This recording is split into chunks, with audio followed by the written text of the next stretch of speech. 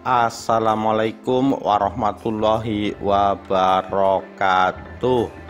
Rahayu Rahayu Sagung dumadi. Dari seekor ular sampai menjadi Jaka Bandung, cucu Prabu Brawijaya. Bagian 2.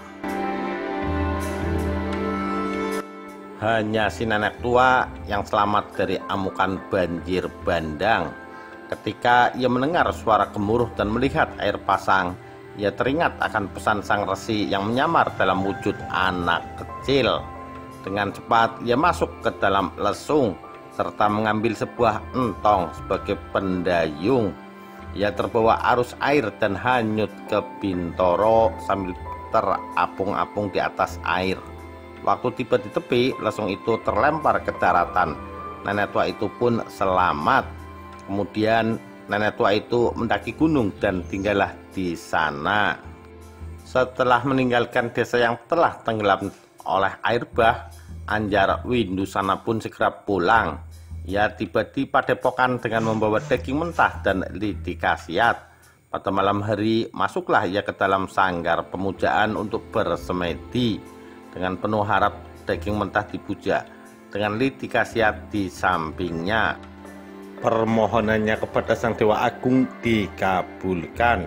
Daging berubah menjadi manusia, tetapi rupanya bagaikan setan karena kulit mukanya berlapis seperti atap, berlipat 21, hidungnya bulat, ujung punaknya sebesar isi tanjung, membengkok seperti jambu monyet, dahinya menonjol ke muka, matanya bulat masuk ke dalam sepanjang satu jari, bibirnya bergantung berat, mulutnya mengangat terus, gusinya tampak, rambut kepalanya seperti sikat, perutnya membulat seperti kendi, lehernya seperti periuk kecil, bahunya seperti kepis tempat ikan, jarinya bengkok.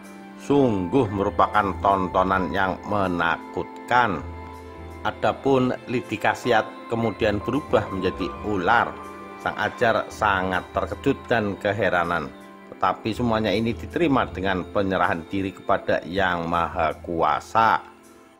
Ular itu diberi nama Ki Sarpabisu dan disuruhnya bertapa di tempat bekas menancapkannya lidi dahulu. Sedangkan anaknya diberi nama Jaka Bandung karena terjadinya bersama-sama dengan ular. Jaka Bandung pun diberi penjelasan oleh Ajar Windusana tentang hal-hal kesaktian, sehingga ia cakap di dalam segala-galanya. Meskipun rupanya buruk, tak ada seorang pun yang berani mengusiknya, apalagi mentertawakan, sebab di dalam perkelahian sepak terjangnya membahayakan. Jaka Bandung pun tumbuh menjadi anak yang tangguh dalam pertempuran. Demikian kisah legenda asal-usul naga baru klinting yang terlahir dalam wujud ular. Berkat kesaktian ayahnya, naga baru klinting pun dapat berubah wujud menjadi manusia yang memiliki wajah aneh dengan nama Jaka Bandung. Peristiwa mengumpulkan potongan-potongan daging ular naga baru klinting telah melahirkan kisah legenda asal-usul Rawapening. Untuk mengetahui nasib Jaka Bandung selanjutnya, kita tunggu perjuangan mahadahsyat Jaka Bandung, cucu Prabu Brawijaya. Sekian, terima kasih. Wassalamualaikum warahmatullahi wabarakatuh. Rahayu Rahayu Sagung dumadi.